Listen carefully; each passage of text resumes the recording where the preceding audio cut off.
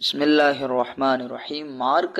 இஸ்லாமிய மார்க்கத்தில் தௌஹீத் அப்படின்னா என்னன்னா, வணங்குவதற்கு தகுதியானவன் அல்லாஹ் ஒருவன்தான் என்று ஏற்றுக்கொண்டு அவன் அல்லாத மற்ற அனைத்தையும் வணங்குவதற்கு தகுதியல்ல என்று மறுத்து ஒதுக்குவதற்கு தான் தௌஹீத், ஏகத்துவம்னு சொல்லுவாங்க. இமாம்கள் குர்ஆன் ஹதீஸ் அடிப்படையாக வைத்து தௌஹீதை 3 வகையாக பிரிக்கிறாங்க. தௌஹீதுர் ருபூபிய்யா, படைப்பாளன் ஒருவன்தான். தௌஹீதுல் உலூஹிய்யா, இறைவன் ஒருவன்தான். தௌஹீதுல் அஸ்மா வஸ் சிஃபாத், அல்லாஹ் தன் பெயர்களிலும் பண்புகளிலும் தனித்தவன் என்று இப்படி 3 வகையாக பிரிப்பாங்க.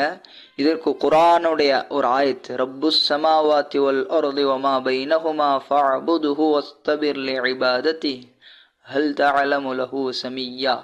இந்த ஆயத்தில் 3 விதமான தௌஹீதையும் அல்லாஹ் சொல்றான். அல்லாஹ் படைப்பாளன், இறைவன், வணங்குவதற்கு தகுதியானவன், அல்லாஹ்வுடைய பண்புகள், இந்த 3 விஷயங்களை பற்றி இந்த ஒரு ஆயத்தில் சொல்லப்படுது.